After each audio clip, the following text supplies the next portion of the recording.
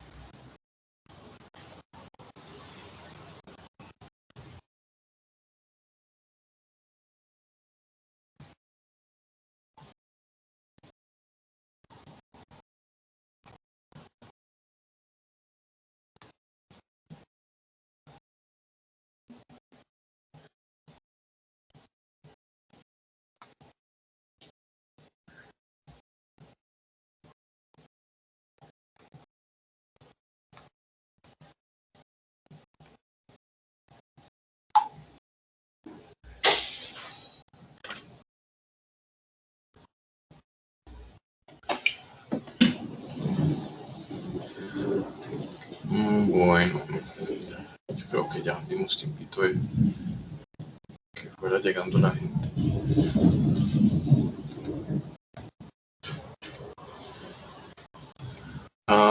Bueno, muchachos, entonces les cuento lo que vamos a hacer ahora en esta hora y media o lo que nos demoremos, pues salir antesitos de la 1 por ahí, poner. Es que vamos a ir por lo básico de C Sharp, como les estaba comentando ahorita que así arranco los cursos para que después todo entre más fácil. Y entonces esto es como tiempo bien invertido, créanme.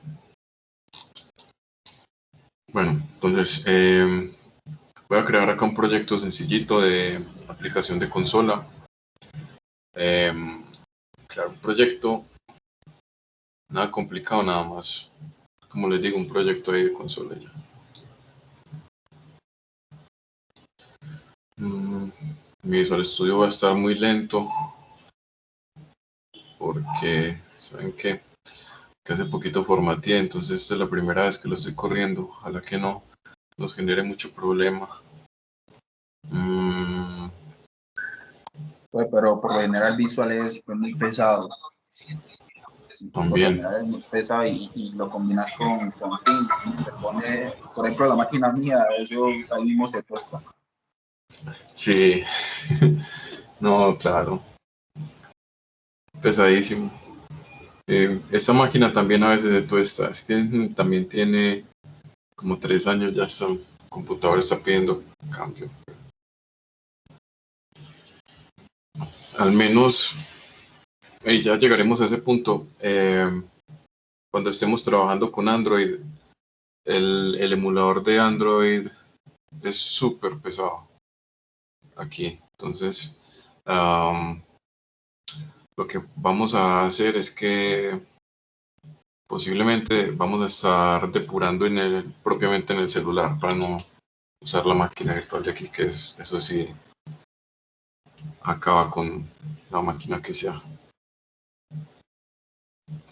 Más fácil corre Cyberpunk 2077 que el emulador de Android de acá. Ponerle a esto repaso.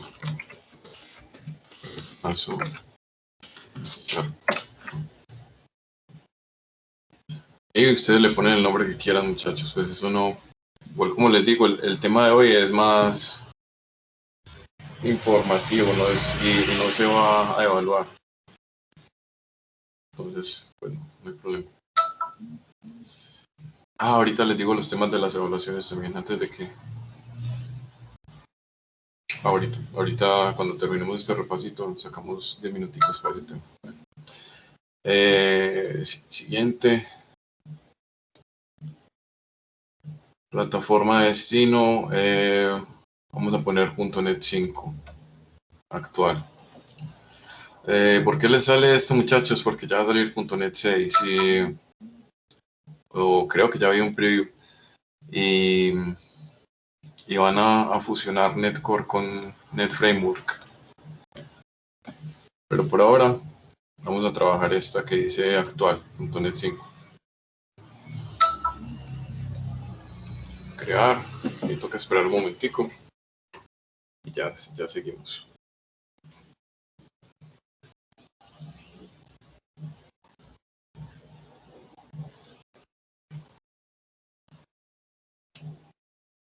Se toma su tiempo.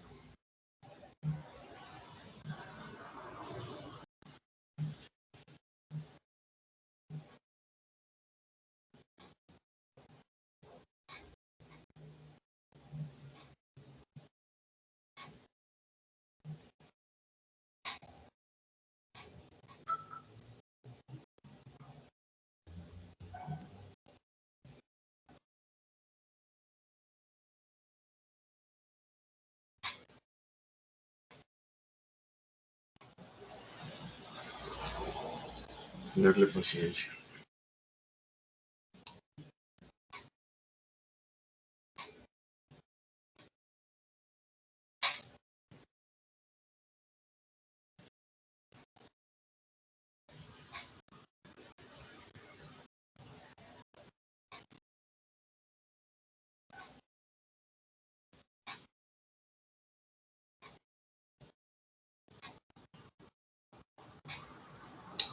Ya casi. Yo sé si están viendo ahí Visual Studio o se quedó la pantalla pegada en la otra ventana.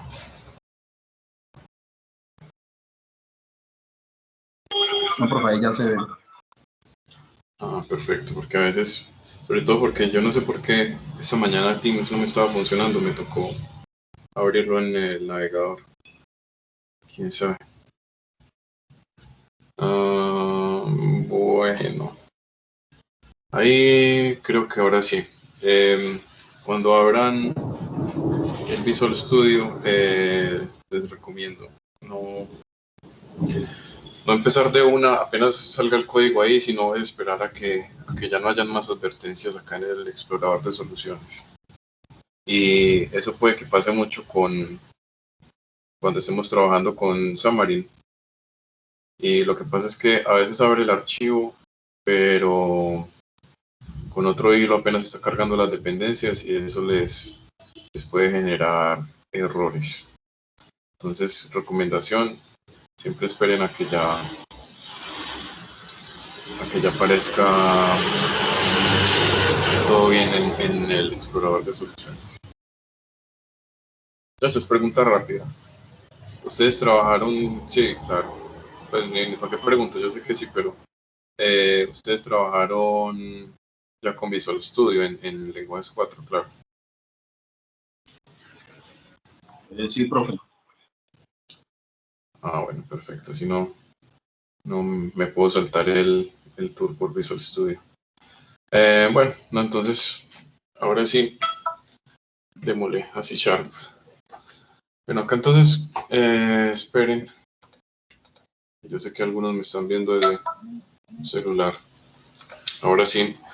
Entonces, vean, la estructura de un programa en C# es muy similar a la que tenemos en cualquier lenguaje hoy en día. Tenemos en los archivos de código, en primer lugar, una declaración de dependencias. Entonces, esto seguro ustedes ya lo han visto con los imports de Java y en Python también se hacían imports y todo. Acá, la palabra clave para importar librerías es using. Entonces acá tenemos using system. Ese system, ¿qué es? System es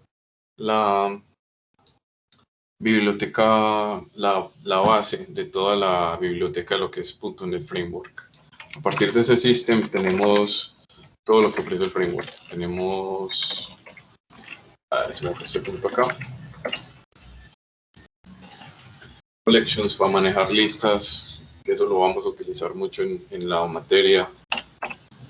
Configuration para leer archivos de configuración, data o data para hacer acceso a datos, diagnostics para hacer insights de las aplicaciones, drawing para dibujar en pantalla, dynamic formats, globalization, I/O, bueno, mil cosas pues que a su tiempo vamos a estarlas utilizando.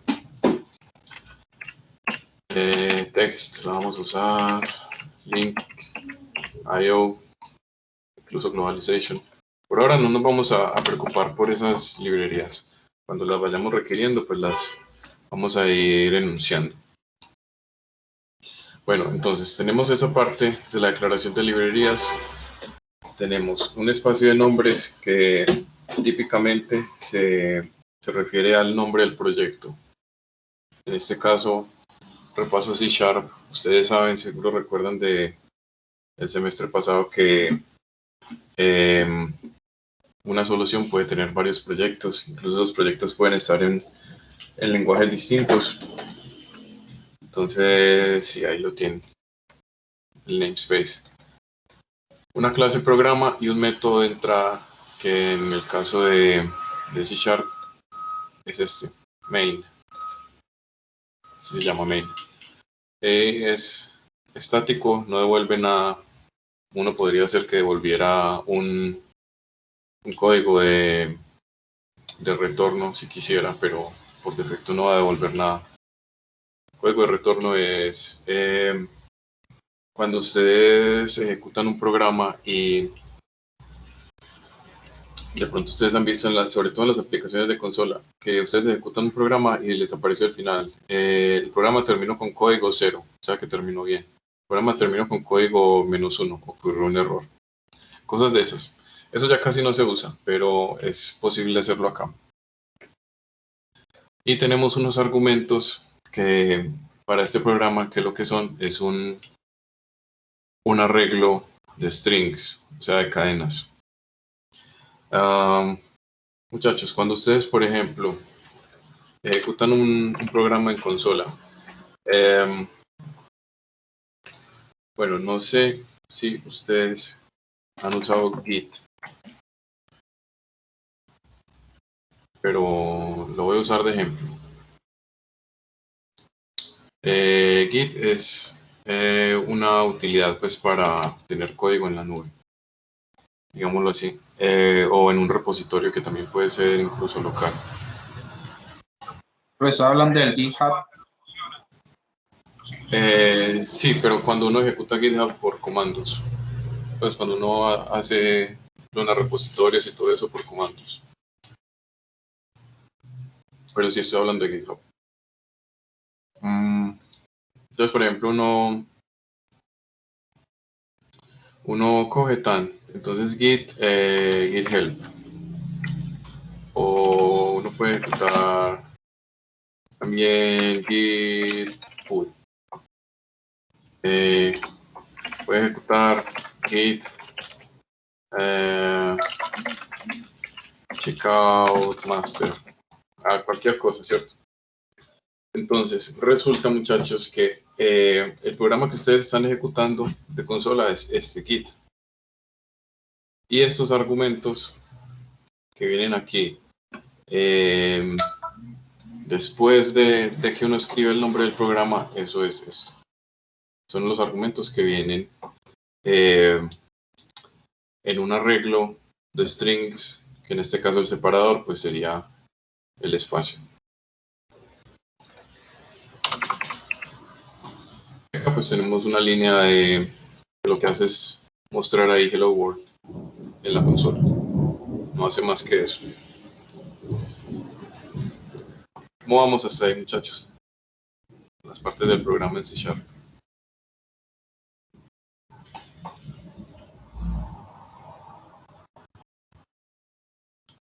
Si no me dicen nada, voy a asumir que vamos envíen entendiendo todo.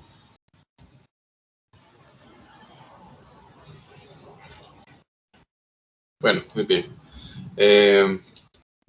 Recuerden, muchachos, que en cualquier momento, si ustedes no entienden algo o también si tienen una sugerencia o cualquier cosa, interrumpan sin miedo.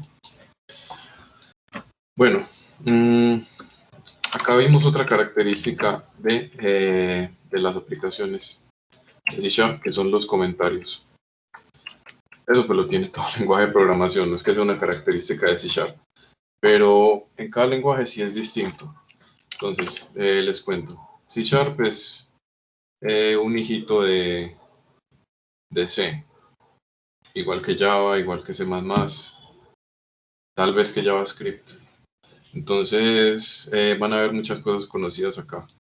Una de ellas, los comentarios. Los comentarios de una línea son así. Los slashes al principio de la línea y al final de esa instrucción es un enter, ¿cierto? Un final de línea. Ahora, si vamos a hacer comentarios de varias líneas, hacemos slash, asterisco, y ahí el final de ese comentario no va a ser el enter, sino que tengo que cerrarlo así, con asterisco, slash. Entonces eso me permite a mí tener comentarios de varias líneas. Muy similar, si no igual a Java, C++, C, JavaScript. En general, esos lenguajes, mejor dicho, son como español, portugués, italiano, es casi lo mismo, con ciertas salvedades. Bueno, ahora, una cosa que sí es específica de C# son los comentarios de documentación. ¿Eso qué es? Antes, justo antes de una función, yo puedo poner 3 slashes y eso me va a completar una estructura de esta manera, donde yo voy a poder poner la descripción de la función y voy a poder poner qué son los argumentos de esa función.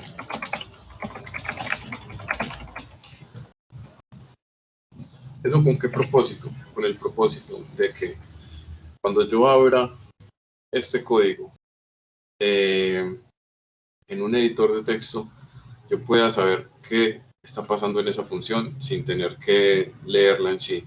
Esto es como para documentar. Y también la mayoría de los IDEs, en este caso les puedo garantizar que en Visual Studio Code eso pasa.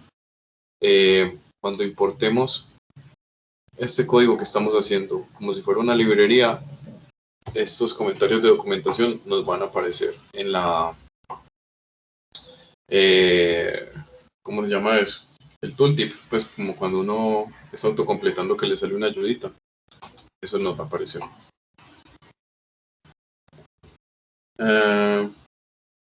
Bueno, listo. Ahora vamos a seguir con otro aspecto importante y que muchas veces damos por hecho que lo conocemos, pero que es bueno conocerlo a profundidad porque cada lenguaje tiene sus ataques particulares. Esos son los tipos de variables. Muchachos, también me pueden decir si voy muy rápido o muy despacio, si no ven, si está muy poquito el zoom, todo eso me lo pueden comentar. Meten la charla y lo hablamos. Bueno, entonces vamos a mirar primero, muchachos, 4 tipos de variable que son, digamos, lo básico, podría decirse. Son los enteros. Vamos a hablar también de los valores reales. El profesor apenas se está acostumbrando a este teclado. Tenemos los textos y tenemos los valores lógicos. Y vamos a hablar también de un valor muy especial que es no. Bueno, Vamos a empezar con los enteros. ¿Cómo se manejan los enteros en C#? En cuanto a enteros, muchachos, tenemos dos tipos de enteros básicamente. Los tenemos con signo, sin signo. ¿Qué es eso de enteros con signo y sin signo, muchachos? Resumiendo, los enteros con signo empiezan desde 0 y los enteros sin signo empiezan desde un valor negativo hasta un valor positivo. Ustedes dirán, ¿para qué diablos pues voy a hacer esa diferenciación en un valor? Resulta que ambas cosas tienen sus usos. Por decir algo, enteros con signo, ¿para qué los usamos? Para las direcciones IP. Para cada octeto de las direcciones IP. Recuerden, son, bueno, las direcciones IPv4, pues que son 4 octetos, para especificar más. Resulta que yo en esos octetos solamente puedo tener valores de 0 a 255. Entonces, ¿para qué voy a desperdiciar memoria definiendo enteros sin signo si sabemos que eso siempre va a ser mayor o igual a 0? Otro ejemplo de los enteros con signo: los ID de las tablas de base de datos, los que son autogenerados. Uno ahí nunca va a tener un valor -1. Entonces siempre empiezan de 0 a 1, 2, 3, 4, dependiendo del salto que le definamos cuando estemos creando la tabla. Ese es otro ejemplo de un entero con signo. Muchachos, ¿saben qué? Me emocioné. Estos son los que son sin signo. Los que son sin signo son los que empiezan en 0. Pena, muchachos. Seguro los tenía ahí este man que está diciendo. No, los sin signos son los que son de 0 a... En fin. Es que no he almorzado. Bueno.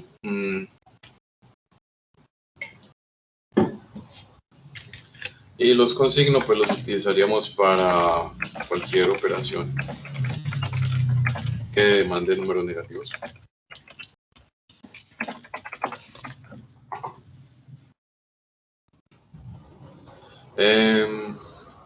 Bueno, entonces tenemos, muchachos, el tipo más básico, que es mint. Pongámosle 32, por decir. No, pongámosle simplemente 0. Entonces ese int, muchachos, es un entero de 32 bits con signo.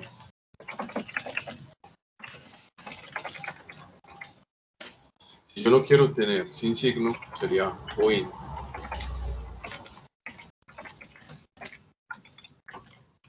Y eso sería un entero de 32 bits sin signo. Qué pena, muchachos. Sin signo. Visual Studio nos señala en un subrayado verde lo que son advertencias y en un subrayado rojo lo que son errores. Ese nos lo está señalando como verdecito porque estamos creando una variable que no estamos usando más tarde. Si yo hago esto, ya no nos está mostrando esa advertencia porque ya lo estoy usando. Esas variables que tienen ese subrayado verde las podemos borrar antes de la compilación. Bueno, otra característica de los valores sin signo y con signo. Resulta que yo en los valores que no tienen signo puedo guardar el doble hacia adelante en números que los valores que tienen signo. ¿Por qué? Resulta que, por ejemplo, ustedes saben que estos valores en realidad son una dirección de memoria RAM y un espacio de memoria RAM de unos ceros y unos. Cuando uno habla de un entero de 32 bits, es porque allá se le asignó en la memoria RAM 32 bits. Empezando desde cierto punto, uno tiene en primer lugar 32 ceros. No tiene allá algo así, lo que tiene. Entonces, ¿qué es lo que pasa? Si yo tengo un entero que no tiene signo, el número 1 va a ser este, el número 2 va a ser este, el número 3 tal. Cuando yo llegue a tener todo esto en unos, va a representar un valor de 2 a la 32, todo en unos. Esto va a representar un valor de 2 a la 32. No es 1 por el 0. Esto sin signo. Con signo, muchachos, cuando tenga todo en unos, eso va a representar 2 a la 16 menos 1. Un número mucho más pequeño. ¿Por qué?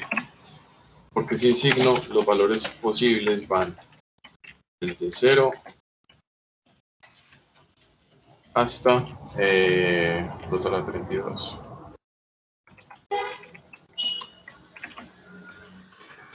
Y con signo van desde menos 2 a la 16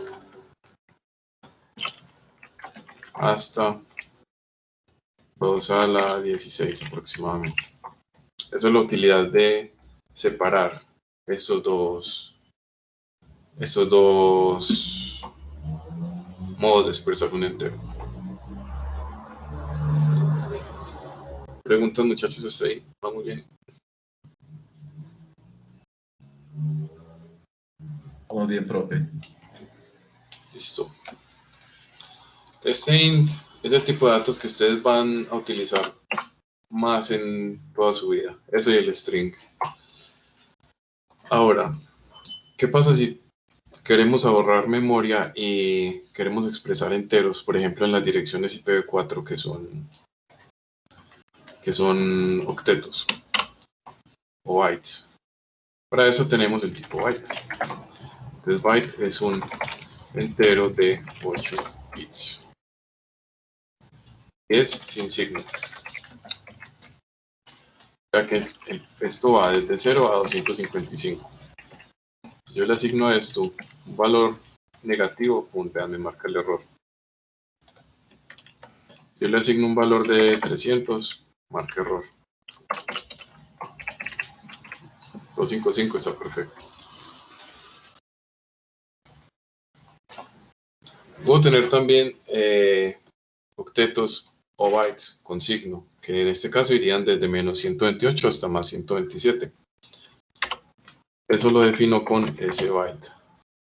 Entonces, pongo acá byte con signo. Y tenemos esa limitación. Vean que nos dice que es un error asignarle ese 255, porque esto va desde menos 128 hasta 127.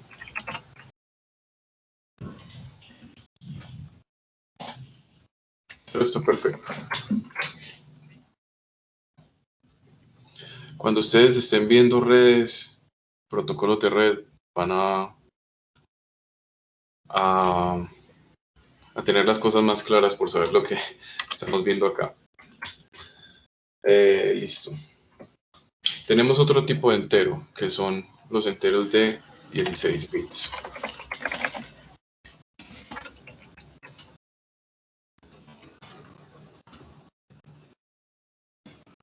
Eso es si queremos ahorrar también memoria o incluso, bueno, estas categorías de enteros, la verdad es que están creadas sobre todo por cómo se manejaban los sistemas antiguamente. Y antiguamente me refiero a antiquísimamente. O sea, Antes los procesadores venían de 16 bits, no de 64 como ahora. Incluso había versiones de Windows 95 para 16 bits, imagínense. Eso es prehistoria, pero en todo caso todavía encuentran algún uso, sobre todo pues en economía de memoria. Bueno, esos enteros de 16 bits se definen como short. Se definen como short. Y tenemos la versión sin signo, que es full short.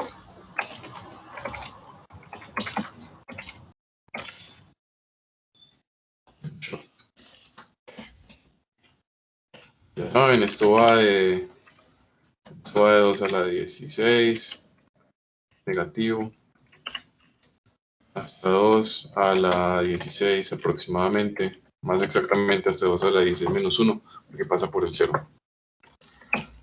Y... ay, qué burrada estoy haciendo yo aquí. Esto viene así.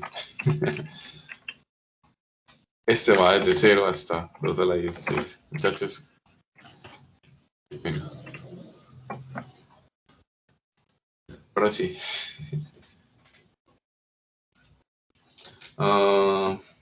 Bueno. Y por último, tenemos enteros grandes que son de 64 bits, que se llaman long, aquí en C#. Entero de 64 bits. Y tenemos ulong, que es entero de 64 bits sin signo.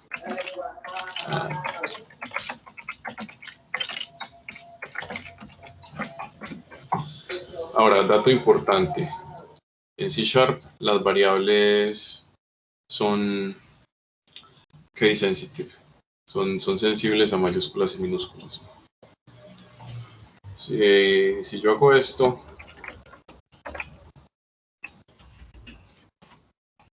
estoy hablando de dos variables distintas. Hago la aclaración porque, por ejemplo, en Visual Basic Python, las variables no son case sensitive, no son sensibles a mayúsculas y minúsculas. Entonces, estas dos cosas serían lo mismo. Pero para que lo tengan en cuenta, en C# no. En C# son dos cosas distintas.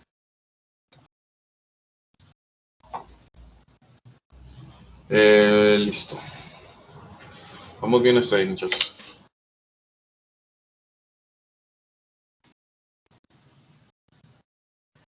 A pesar de que su profesor se confunde y pone lo que no es ahí.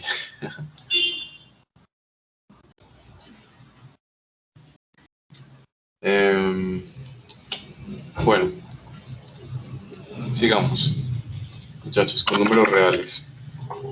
Yo sé lo que ustedes están pensando en este momento. ¿Qué pasa si yo quiero operar con números complejos? Tristemente hay que importar una librería. Y esa sí es tarea para la casa de ustedes si quieren operar con números complejos aquí. Esto casi nunca se va a hacer. Bueno. Entonces, los números reales, cierto, o de punto flotante, pues son los que tienen una parte entera y una parte decimal. O los que se expresan en notación científica cuando son números ya extremadamente grandes y que no nos van a caber en un fragmento de 64 bits en memoria. Y que tienen un manejo especial en cuanto a computación. Bueno, entonces acá tenemos varios tipos que van a estar variando en cuanto a la precisión que tienen. ¿A qué me refiero con precisión? A las cifras significativas decimales que podemos usar en ellos. Bueno, vamos a empezar con el doble. Pongámosle doble, cualquier cosa. Este es el número decimal, digamos, estándar. O sea, el tipo de dato que por lo general vamos a usar. Y que además está en un estándar de IEEE, que es como el Instituto de Ingeniería Eléctrica, algo así. Esto es un estándar, pues.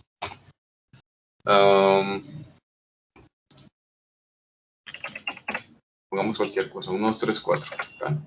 Ahí tengo mi número doble prueba, pongámosle así para que no nos chille por el nombre de la variable. Bueno, datos sobre esto. Bueno, esto es un estándar de la IEEE, o sea que al ser un estándar de la IEEE, este va a ser el tipo de dato que vamos a estar enviando cuando necesitemos enviar decimales a través de web services. Recuerden eso para que se ahorren dolores de cabeza cuando estemos trabajando con eso. El doble es el estándar. Y este nos permite una precisión de, no recuerdo si son 15 o 16, muchachos, qué pena con ustedes. Cifras decimales significativas.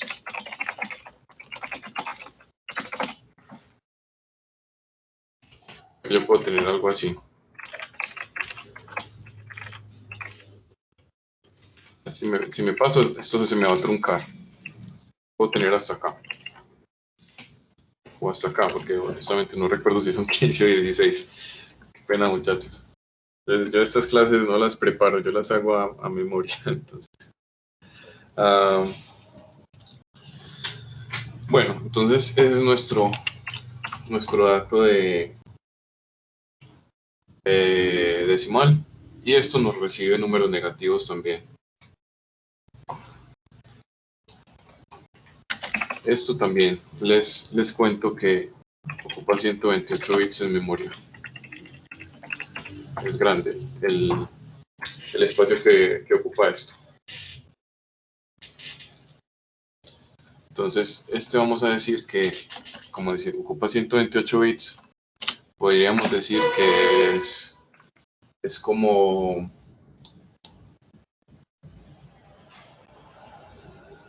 como 64 bits, o sea, de hasta 2 a la 64. 2 hasta la 64 porque este tiene signo, entonces viene así, desde menos 2 a la 64 hasta 2 a la 64 menos 1, más los decimales.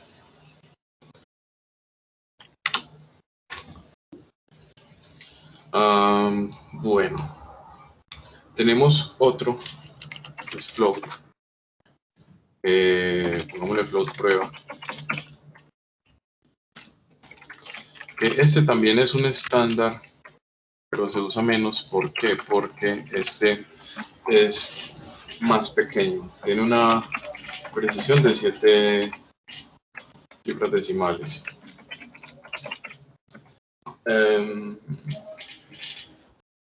Y ocupa 32 bits. Bueno, ocupa 32 bits, no, ocupa 64, pero viene de menos 2 a la 32, mejor dicho. Hasta 2 a la 32.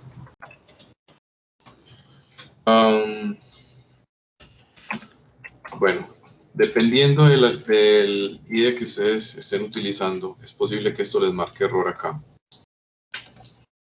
¿Por qué? Porque es posible que él no sepa diferenciar el compilador de un doble, no lo pueda diferenciar de un float, simplemente por el valor de asignación inicial. Entonces, eso lo resolvemos, muchachos, poniendo una F aquí. Entonces ya C# va a saber, bueno, C# no, el compilador, va a saber que eso es un float.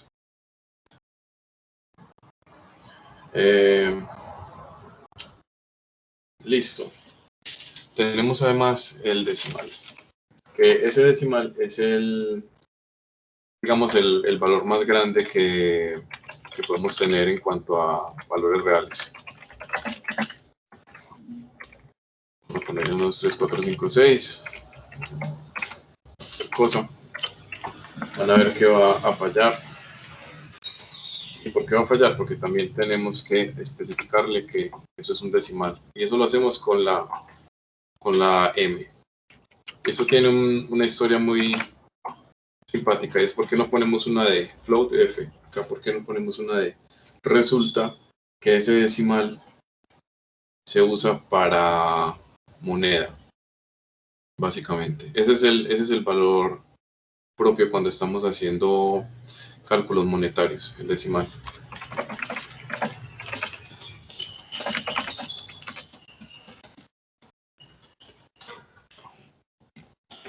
¿Por qué?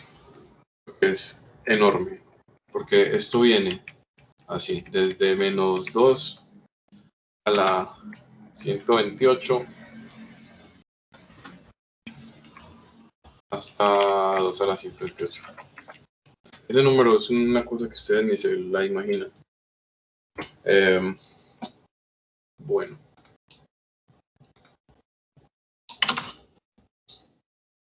Vamos con los textos, muchachos. Acá en C# tengo que aclararles que los strings como dato básico, digamos como tipo de dato básico, por dentro son listas de char. Eso es un manejo que cada lenguaje lo hace distinto. Por ejemplo, en C++, los strings son vectores de char. Aquí son listas de chars. ¿Qué son char? Empecemos por ahí. Ese es uno de los datos de texto, digamos, más básicos. Entonces, un char es un carácter, un solo carácter. Y cuando lo vamos a usar, vamos a utilizar las comillas simples para rodear ese carácter. Bueno, ustedes saben, muchachos, y eso hay que aclararlo, porque cuando estamos viendo web services puede haber problemas. Ustedes, muchachos, yo sé que algunos de ustedes estarán pensando, este man, ¿para qué se está tomando el tiempo para soltar toda esta carreta que a mí que me importa? Pongo un int y ya, si tengo que grabar, si tengo que sumar 3 más 3, pongo 2 int. A mí que me importa si después quiero mandar una cédula y la pongo int, no me importa. Muchachos, créanme que esta parte del curso les debe estar sonando a relleno, pero cuando estemos más adelante van a agradecer que vimos todo esto, créanme.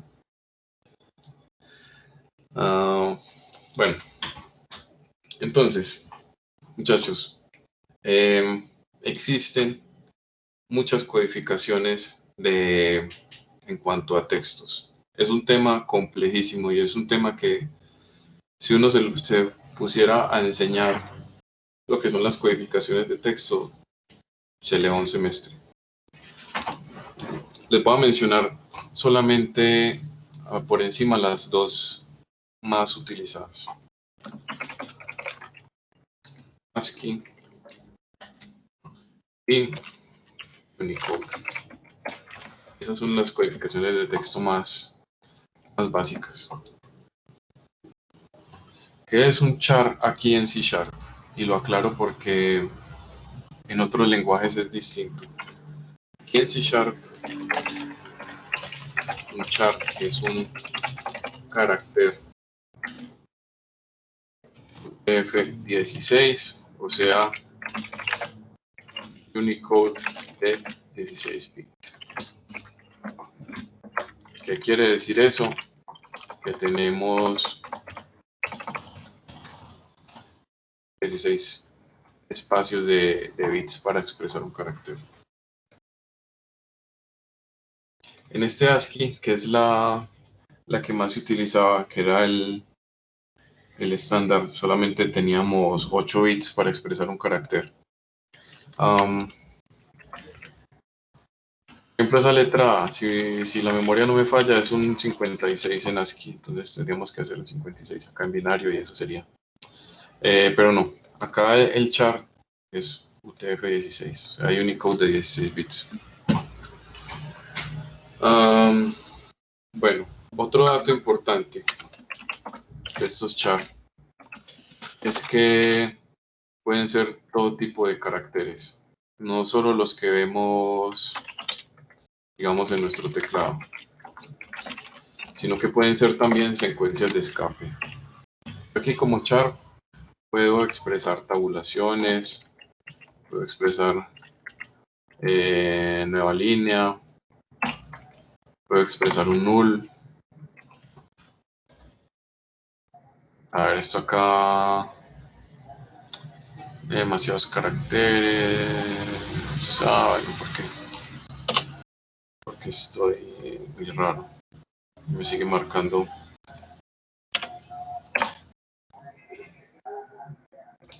Pero podemos hacer secuencias de escape acá también. No le hagan caso a este error, que eso en realidad está bien. Bueno, luego miramos. Pero ¿ustedes se acuerdan de esas secuencias de escape de C# y de Java, sí o qué?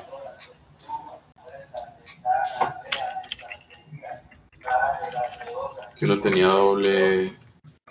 Ah, muchachos, su profesor hoy no está en sus 5 sentidos. Es que es el slash al contrario el que hace esas secuencias. Siguiente, ahí tenemos un nulo. Tenemos una B que es para poner a picar la board, si lo pueden creer. Tabulación, línea nueva, retorno de carro, signos de interrogación, pero abriéndose, creo que es. Bueno, el mismo backslash, que serían 2 backslashes. Vamos a expresar eso ahí también. Bueno, eso en cuanto a los char. Tenemos los textos, que son strings. Y los vamos a colocar entre comillas dobles. Esos strings tienen un manejo muy especial que, digamos, a medida que vamos avanzando en el curso lo vamos a ver. Es que resulta que ese string se maneja en el lenguaje como si fuera un tipo básico de variable, pero no lo es. Por lo que les decía ahorita, un string en realidad es una lista de caracteres. Adelantándome un poquito, yo puedo llegar a hacer esto. A ese carácter que tengo yo ahí, decir que le voy a asignar una parte de ese string que tengo allá. Digamos, texto, su índice 2. Puedo hacer eso. En este caso sería 0, 1, 2, sería la L. Dato importante, ahora que estamos tocando el tema de vectores, pero que lo vamos a tocar más en profundidad después. Importante, en C# los índices empiezan en 0. Lo aclaro porque hay lenguajes como los que mencionamos ahorita, Visual Basic Python, que los índices empiezan en 1. Entonces el 2, si esto fuera Python, sería la O, como el C#. Entonces es la L. Muy importante. Bueno, con los strings yo puedo hacer 1000 cosas, porque como les digo, esto parece un tipo básico, pero no es. Esto es una clase. Puedo hacer comparaciones, puedo hacer cambios de formato, puedo hacer búsquedas, 1000 cosas puedo hacer. Bueno, aquí en estos strings, muchachos, también puedo usar sentencias de escape, decir algo. Hola mundo, y acá voy a poner una dirección, cualquier cosa. Puedo tener eso. Eso lo podemos tener mucho cuando estemos expresando rutas. Estemos expresando rutas de, digamos, del sistema de archivos, en este caso del disco duro C. Y aprovecho para mencionarles esto porque cuando estemos manipulando archivos en Xamarin, esto nos va a ser muy útil. Resulta que si nosotros operamos así, está muy bien dentro de nuestro programa, pero si vamos a mandar peticiones con este tipo de cosas y no sabemos las características de el servidor que nos va a leer esa petición, puede que eso de hecho lo lea como dobles slashes. Entonces, ¿qué vamos a hacer nosotros para cuando llegue el momento prevenir eso? Vamos a colocar un solo slash. En este momento el C# cree que vamos a estar haciendo una secuencia de escape de /c que no existe, pero aquí al principio de la cadena le vamos a colocar una arroba, y con eso ya él va a tomar las cadenas como literalmente están ahí y no las va a intentar codificar.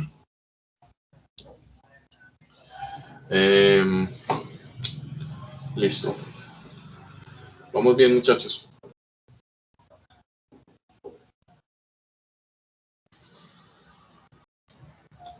Bueno, si no hay preguntas, voy a suponer que sí. Sí, vamos bien. Ahora, los datos lógicos. ¿Qué es un dato lógico o booleano? Es un tipo de dato que simplemente guarda verdadero o falso. Es un bit en memoria que guarda 0 o 1.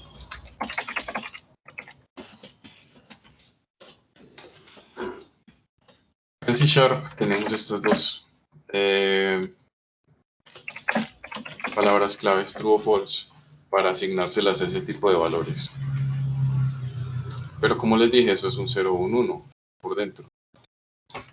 Puedo hacer esto no directamente, pero puedo hacer una conversión implícita.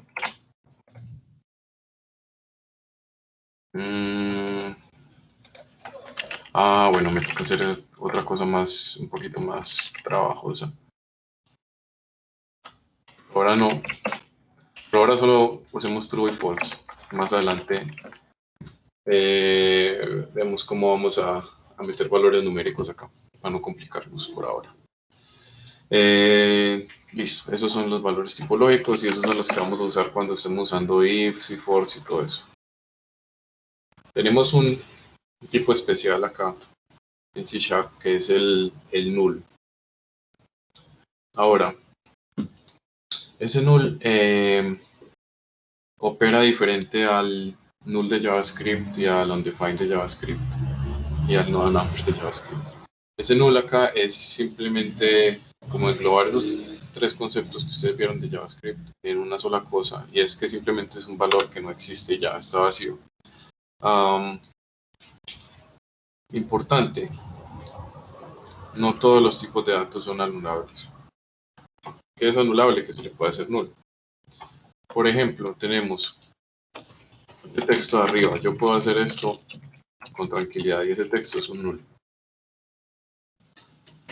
Pero, por ejemplo, a verdadero o falso, que es un bool, yo no lo puedo hacer null. Nos va a marcar error ahí. Y no lo puedo hacer null, ¿por qué?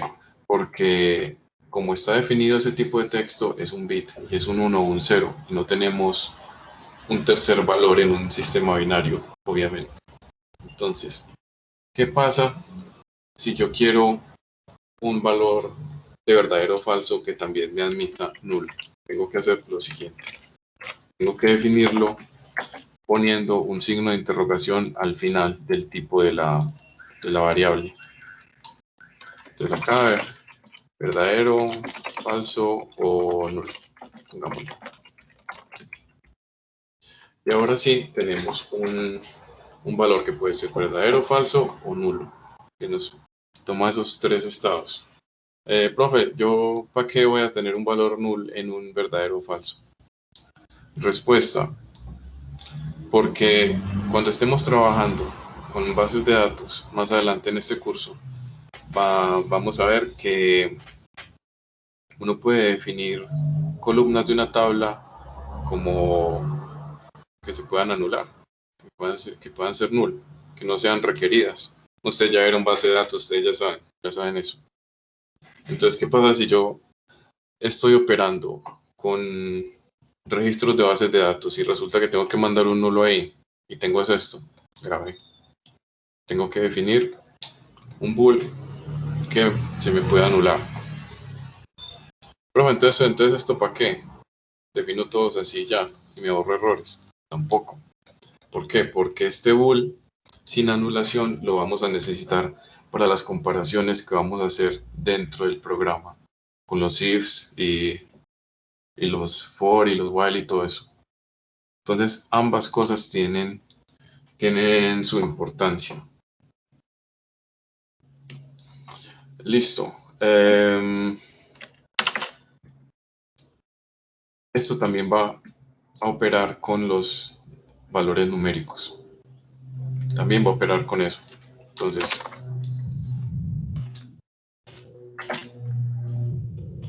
hagamos el ensayo de mandarle un null a un entero. Entero x. Ahí está, muy bien. Intento hacer esto. Fue un error.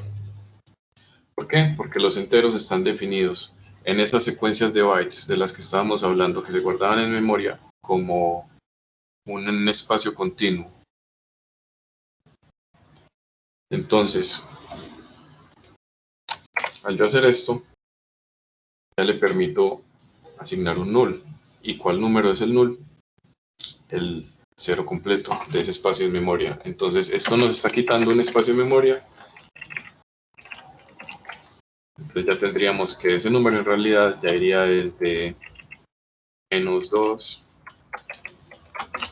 a la 16 menos 1 hasta 2 a la 16 menos 1. Nos quita un poquito, nos quita un numerito, pero entonces ya lo podemos anular. ¿Para qué eso? Para lo que les digo, de las bases de datos.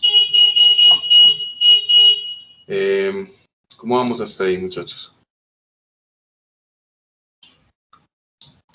Bien, profe, vamos bien. Excelente.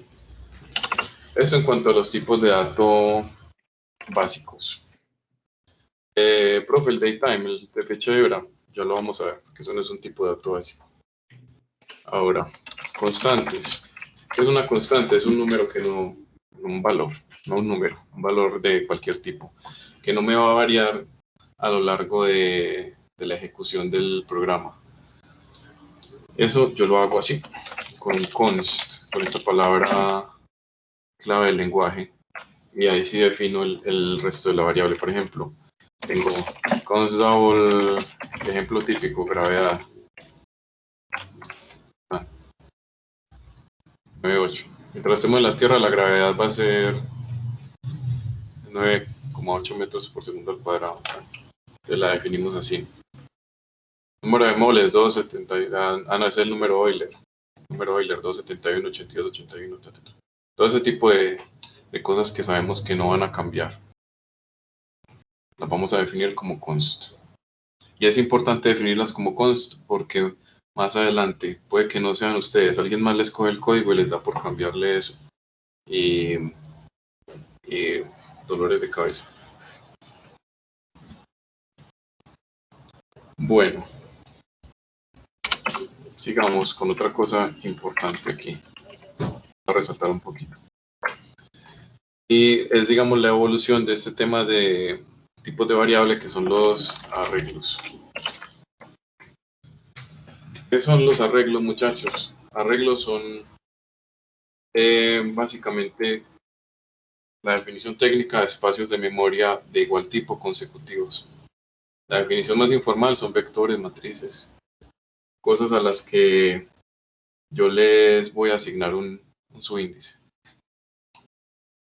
Ejemplo, si yo quiero tener una dirección IP, eso lo voy a definir como un arreglo, porque son 4 bytes, como la dirección IP. Dirección IP. Entonces, cuando yo las inicialice, tengo dos maneras de inicializarlas. Va a ser IPv1 y IPv2 para tener ambas cosas aquí. Tengo dos modos de inicializarlas. Puedo o decir que esto es un nuevo arreglo de 4 posiciones. Bueno, y les menciono algo que ustedes ya lo han venido viendo desde que empezamos esta clase, pero los caracteres de final de instrucción en C# es punto y coma, y los de bloques de instrucciones son llaves. Se me había olvidado mencionarlo al principio, pero yo sé que ustedes ya lo habían detectado. Entonces, yo estas direcciones IP en este caso, o arreglos de bytes, solo tengo dos maneras de definirlos cuando son vectores, no listas. Y es especificando el número de posiciones que van a tener o directamente llenándolo con llaves.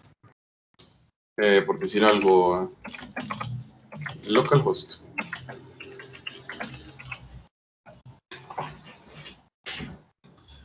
¿Esto por qué es así?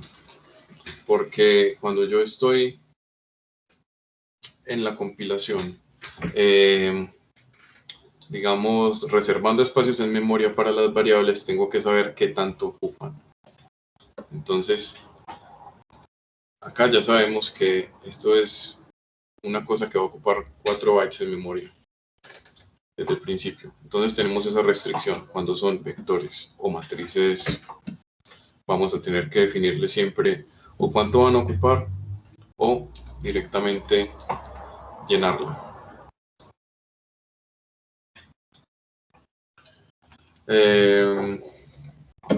¿Cómo vamos, muchachos? ¿Todo bien? Sí, profe, yo te iba a preguntar, por ejemplo, cuando yo necesito validar que digamos, una caja de texto esté en blanco, o sea, si yo le voy a decir, si esto está en blanco, entonces hágame algo. ¿Cómo le digo yo que está que está en blanco? ¿Con el nulo o qué? Para eso, excelente pregunta. Excelente pregunta, porque esa es una cosa que la vamos a usar todo el tiempo durante el semestre y que tiene varias aproximaciones, y yo les voy a recomendar la que mejor me ha funcionado a mí. Validar si un texto está en blanco. Decir algo, tenemos este texto.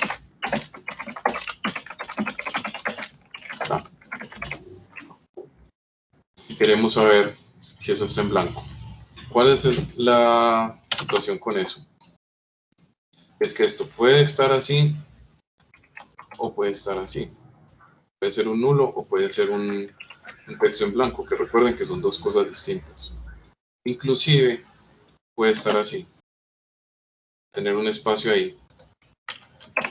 Y en un caso más extremo, y el compañero que es tester va a tener traumas de guerra al ver esto. Puede ser que sea una cosa así, que tenga una tabulación. ¿Eso cómo se detecta? O peor aún, que tenga una cosa en HTML que eso se llama zero length algo. Es un carácter que no tiene ancho, pero que es un carácter horrible. Entonces hay tantos casos. Entonces, digamos, si yo voy a hacer esto, vamos a poner acá un if vacío, no importa.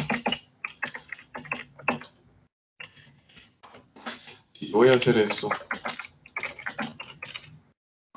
no estoy cubriendo el caso de que haya caracteres no imprimibles o que tenga un espacio vacío ahí. Claro, yo puedo hacer esto.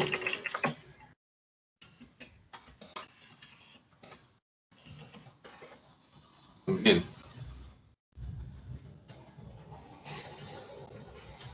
Puedo llegar y hacer trim. Puedo llegar y comprobar estos otros caracteres.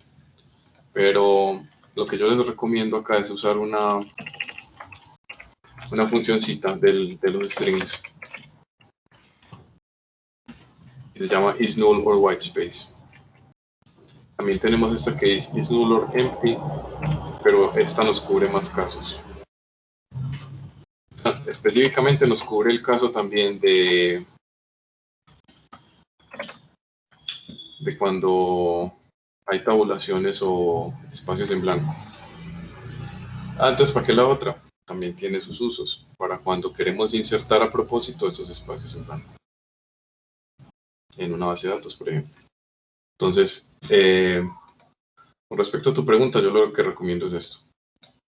String ignore whitespace, esta cosa, porque cubre prácticamente todos los casos posibles de una caja de texto vacía. No me lo prueben, gracias. De una. Excelente pregunta. Listo. Pregunta rápida. Claro, Ese método devuelve un booleano, ¿cierto?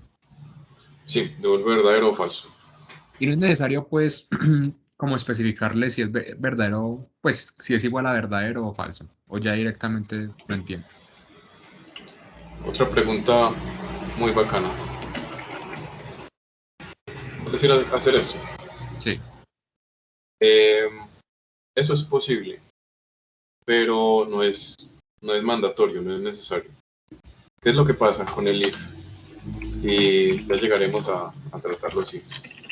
Los ifs, lo que necesitan aquí entre paréntesis es un valor booleano. Puedo llegar y hacer esto. Ese es un if a donde siempre va a entrar el código. ¿Eso para qué? También tiene sus usos, ya verán. O esto. Hay cosas que no tira de los cabellos, pero que después se pone a pensar un poquito por fuera de la caja y tiene sus usos. Puedo tener esto. Cuando yo estoy haciendo, por ejemplo, vamos este entero x igual a esto, por ejemplo. Yo lo que en realidad estoy haciendo es ejecutando una operación que me va a devolver un valor booleano. Entonces, esto en la base es el resultado de esa operación, que en este caso sería falso, pues, porque entonces no es necesario especificar cuando tenemos adentro una función que de por sí nos va a devolver un valor booleano. Listo, profe. Gracias.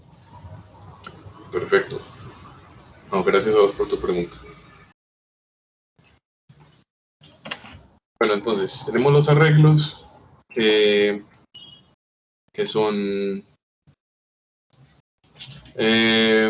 digamos, fijos en cuanto a longitud, pero también tenemos las listas que son variables en cuanto a longitud, que son conjuntos de valores del mismo tipo, pero que no sabemos cuánto pueden medir. Ustedes seguro vieron ese concepto en estructuras de datos, que hacían listas ligadas, listas doblemente ligadas y eso. Bueno, listas. ¿Cómo definimos nosotros las listas? Primero que nada, importante. Mejor responder Visual Studio. Ahora sí. Importante. Para poder manejar listas tenemos que importar una librería, porque eso no es parte del estándar de C#, sino que vamos a estar usando objetos que por dentro nos van a estar manejando los conceptos que ustedes vieron en estructuras de datos, de listas ligadas y eso.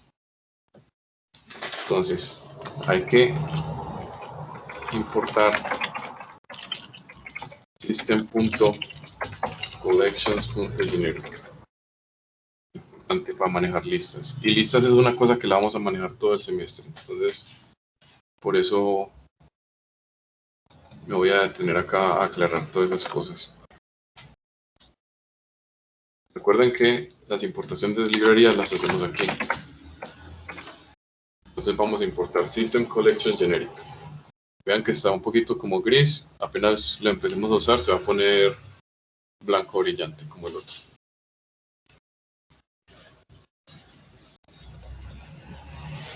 Bueno, ¿cómo definimos una lista? A la lista tenemos que definirla con un tipo que puede o no ser genérico.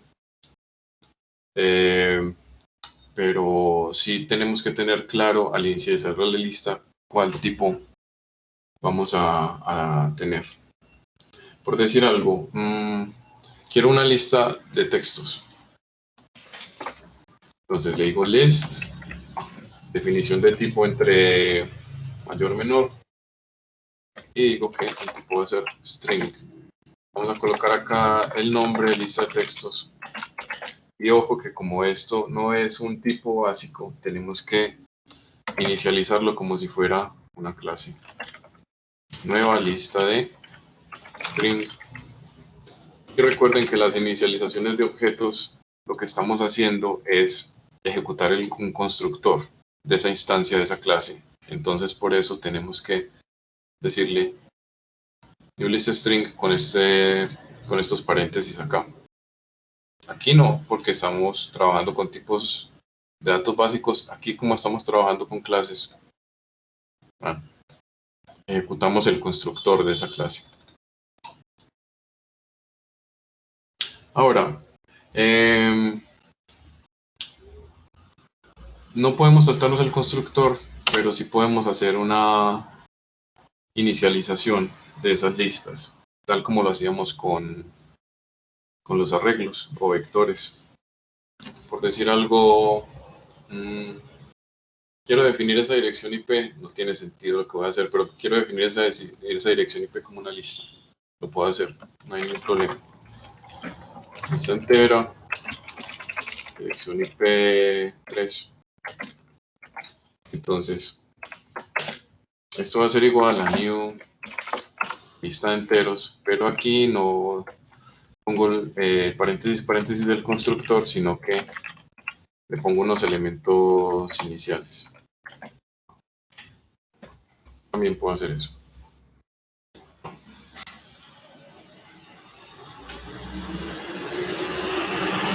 Bueno, otros tipos de estructura de datos. Hay muchos, muchachos, en C#. C# es un lenguaje que uno lo toca por la superficie. De pronto no voy a profundizar en ellas porque pues esto es un repaso y mi interés es como que veamos solamente como lo que sí vamos a aplicar en el curso. Pero de referencia, para que ustedes después, si se quieren meter bien en este lenguaje, las consulten ya por su lado. Vean. Tenemos arreglos de arreglos. ¿Qué más tenemos? Tenemos pilas o stacks, colas, aquí se llaman queues. Tenemos diccionarios. Ustedes saben que los diccionarios son acceder a un valor por una clave valor. Tenemos juegos de hashes también. ¿Qué más tenemos? Bueno, podemos tener también colecciones de datos de solo lectura. ¿Qué más tenemos? Tenemos tuplas también.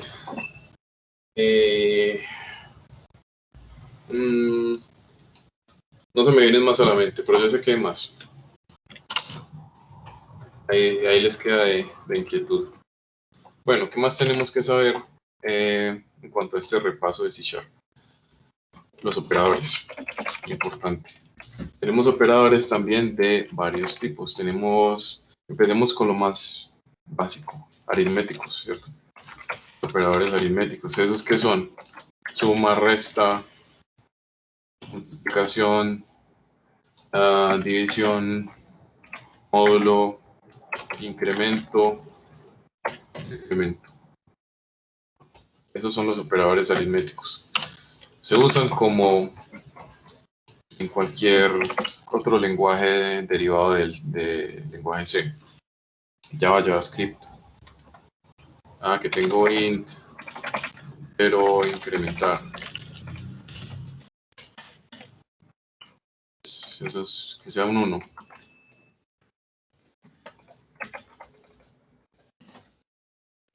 No me lo quiere copiar. Listo. Entonces si yo hago esto ya va a ser un 2. Bueno, tenemos también las operaciones que son sobre el mismo valor. Más igual, menos igual, igual, división igual. Yo puedo decir 0 más igual 4, y eso lo que significa es que a lo que esté ahí le voy a sumar 4. Lo que es equivalente a esto. Entero incremental igual a entero incremental más 4. Pero lo abrevio. ¿Para qué esto? Esto es una pendejada. ¿Para qué sumar 1? Cuando estemos trabajando con bases de datos, le van a ver el sentido a eso. Y lo van a usar mucho. Bueno, otro tipo de operadores. Tenemos los operadores de comparación. ¿Cuáles son? Yo lo coloco aquí al frente, como hice con los otros. Igualdad, desigualdad, menor que, mayor que, menor o igual que, mayor o igual que. Estos yo creo que sí son viejos conocidos de ustedes. Entonces, no vamos a profundizar en ellos. A menos de que ustedes me digan, profe, ¿eso qué es? Pero no creo. Bueno, tenemos otro tipo de operadores, que son los operadores de bits. Estos muchachos, voy a hacer como esto aquí, se los voy a dejar para que quiera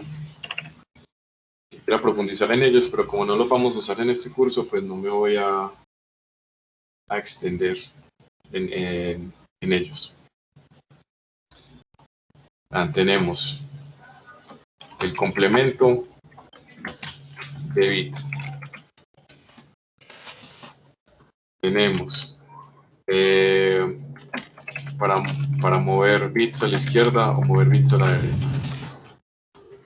Eso es ya a nivel de memoria, y la gran utilidad de esto, ustedes la van a ver si alguna vez, si hacen la especialización en seguridad, el tecnológico, cuando vean criptografía van a utilizar este tipo de cosas. Tenemos AND, OR y el OR exclusivo, que es este, nivel de bits también. Pero bueno, ahí no nos vamos a parar.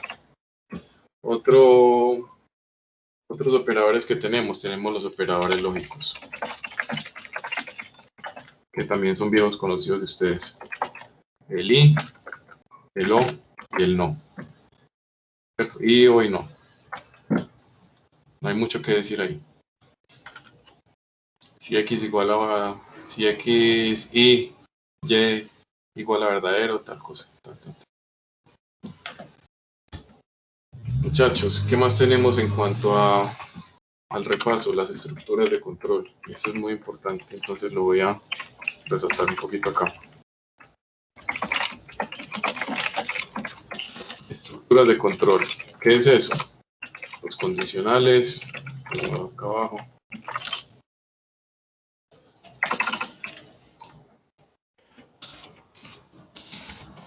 Condicionales, ¿cuáles son?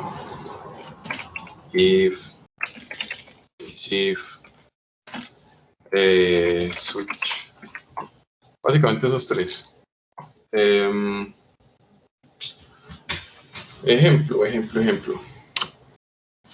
Digamos, int, peso, igual a 0. Vamos a definir eso. Entonces vamos a hacer acá una mini función que diga, si pesa más de 100, tiene sobrepeso, si no, peso ideal. Le puede decir if peso. Si quieren dejar un espacio ahí, se ve más bonito. Si peso mayor que 100, entonces vamos a colocar acá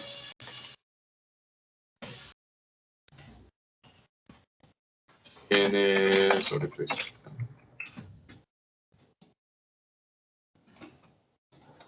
añadamos acá else.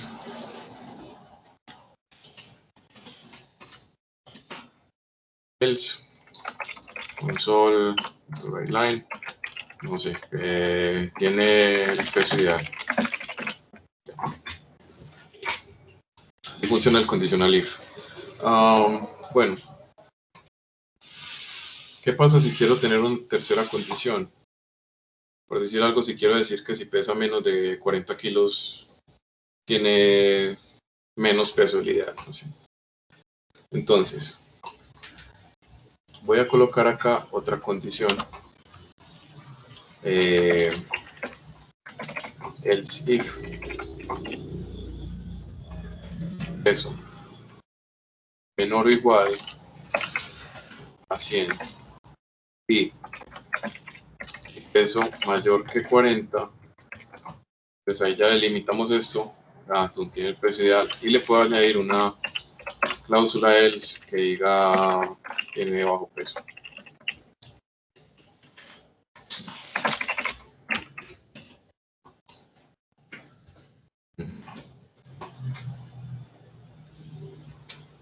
Cogimos la idea del if, muchachos. Es simple eso. Esto lo han visto, yo sé que 1000 veces.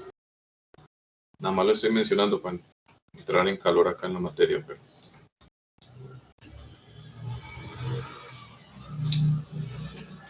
sigamos con el switch.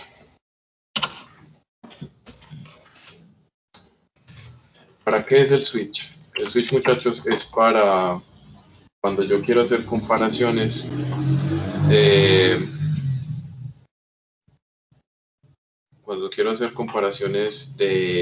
con valores específicos y no con rangos de valores como puede ocurrir acá en el if u otro tipo de función lógica. Mejor dicho, cuando quiero comparar solamente con valores precisos. Ejemplo, digamos que tenemos acá un string que diga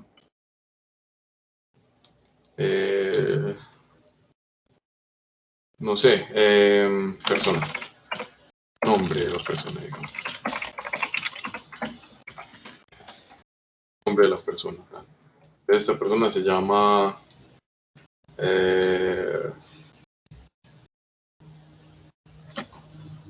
no sé, Juan. La mayoría se llaman aquí. Entonces, voy a hacer una comprobación sobre esa variable. Entonces, voy a asignarle casos específicos. Voy a decir case 1, lo que es lo mismo un if si la persona es Juan. Entonces acá vamos a poner el resultado de eso. Usted es Juan.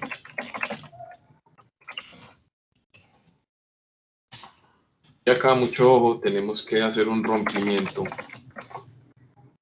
Esto cuando veamos, también vamos a ver rápidamente lo que son ciclos. Les va a tener sentido ese rompimiento. En este momento solamente digamos que hay que hacerlo. Y tenemos un default que es una parte opcional de ese switch en el cual vamos a hacer como si fuera un else, o sea, para el resto de casos.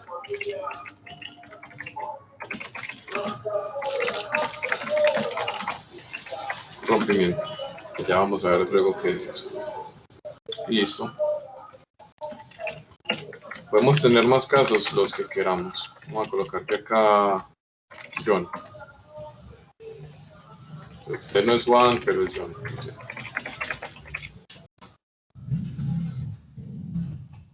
Así funcionan los switches acá. Esto estoy seguro que ya lo han visto mucho. Ahora, una cosa que un condicional que probablemente ustedes no lo conozcan porque este sí es específico de C#. Creo que JavaScript también está, pero tiene un manejo un poquito distinto. Y es este, signo de pregunta. Y hay otro más que es este, doble signo de pregunta. esos dos condicionales también los vamos a usar y por eso se los voy a mostrar aquí. Bueno, ¿cómo funciona esto? Funciona así. Vamos a poner una condición.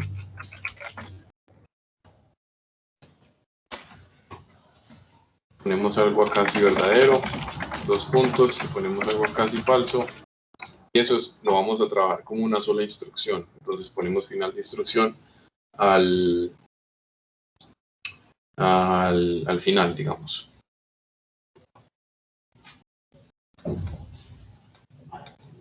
Vamos a tomar este ejemplo de acá de Juan otra vez.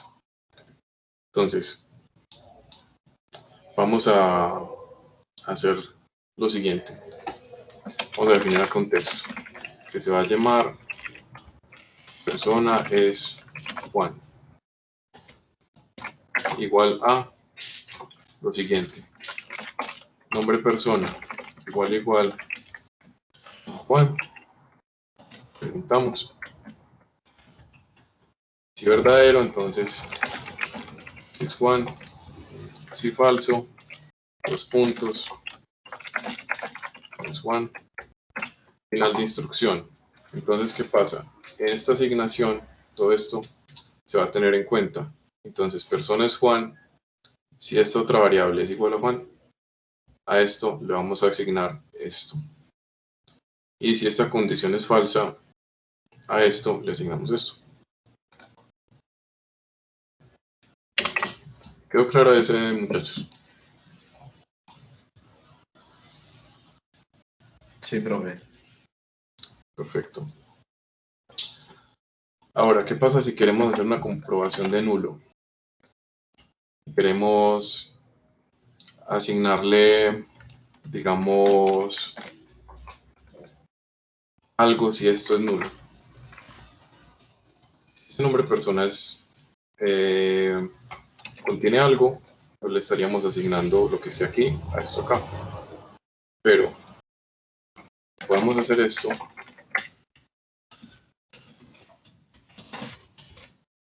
Entonces, si esto no es nulo, se le asigna. Si esto es nulo, se le asigna esto acá. Bueno.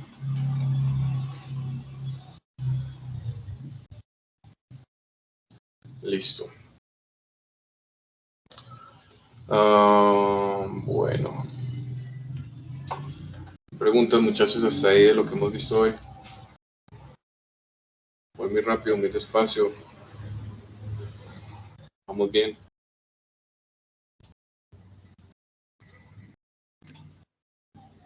Vamos bien, profe. Ahí retomando concepticos. Sí, profe Melo. Perfecto. Muchachos, es la 1, entonces yo creo que dejamos hasta acá.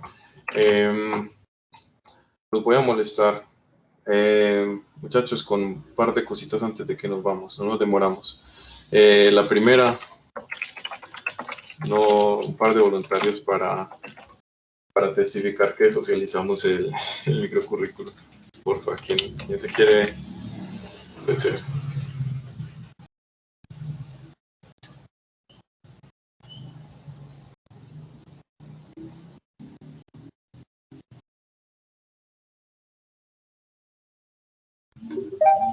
Es importante. Vale, pero entonces yo me podría ofrecer. De una. ¿Cómo es tu nombre completo, porfa? Juan Pablo García Ángel.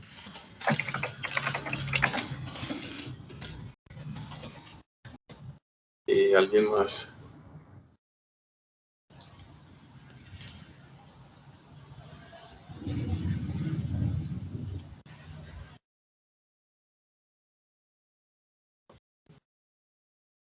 Profe, yo. Hola, gracias. ¿Cómo es tu nombre completo?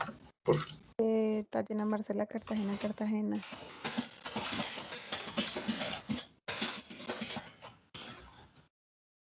Muchachos, mil gracias. Sí, pues para que sepan, es porque aquí este microcurrículo me toca enviarlo a la facultad y me toca poner acá los nombres de ustedes. Yo creo que la firma no es necesaria, pero al menos sí los nombres. Entonces los voy a poner acá pues para que sepan. Y en cuanto a la concertación de evaluación, muchachos, esto nos demora 2 minutos. Vamos a tener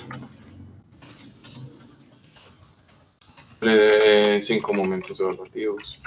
Y como les dije, son evaluaciones corticas de selección múltiple en el TDA virtual que se dejan abiertas por una semana. En cualquier momento de esta semana las pueden hacer. Que tengo insomnio y lo voy a hacer el miércoles a las 2 de la mañana, de una, en cualquier momento. Entonces, vamos a hacer acá a agrupar los grandes temas de la materia. Entonces, son los siguientes, ¿verdad? Formularios, sea botones, cajas de texto y eventos, no mucho más. Después tenemos el tema de archivos, que es básicamente leer y escribir archivos que estén en el celular. Tenemos el tema de base de datos SQLite, o sea, el motorcito de base de datos que es prácticamente el único que nos va a admitir un celular. Que simplemente es insert, update, delete, select. Luego tenemos la lectura desde web services. Es que vamos a tener un web service externo del cual vamos a leer y a mostrar ahí en el celular. Y otro que es la creación de web services, que es nosotros crear el web service, que también es un tema que les prometo es muy sencillo. Muchachos, ¿qué piensan ustedes? ¿Estarían de acuerdo en hacer una evaluación de 20 cada que veamos un tema de estos?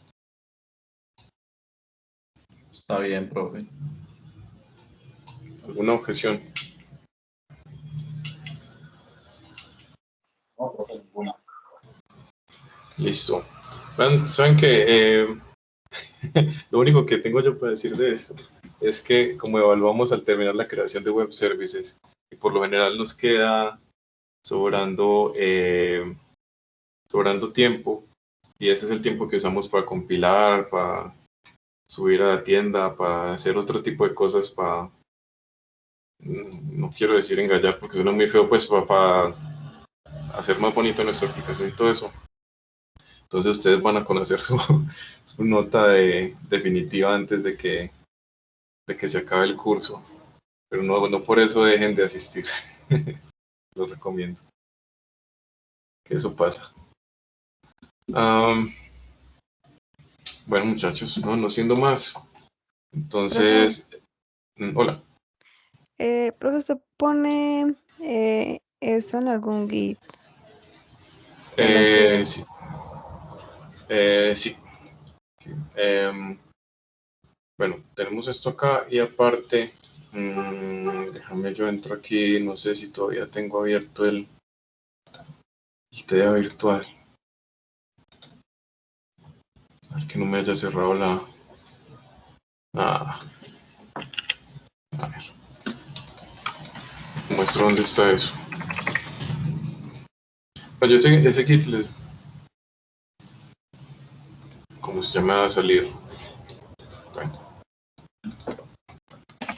ese kit les voy a compartir también el enlace acá en el grupo. Yo de aquí a la próxima clase ya les tengo esto montado, muchachos. Aquí tengo este repaso de C#. Hay videos en mi canal. Y este es.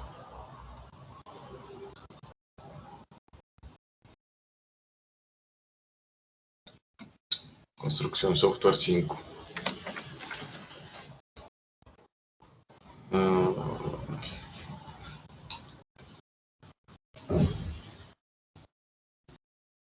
Aquí.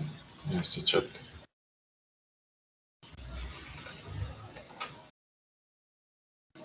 es el Git. Y este archivito que hemos construido hoy también se los voy a subir, pero al Teams. Ahorita yo lo guardo y se lo subo.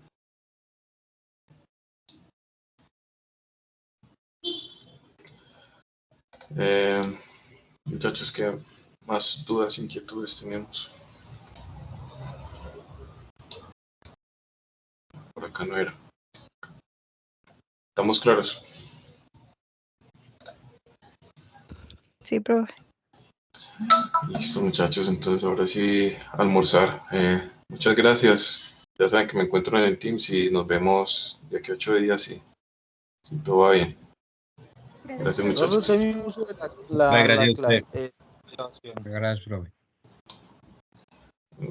Con gusto. ¿Alguien me preguntó algo?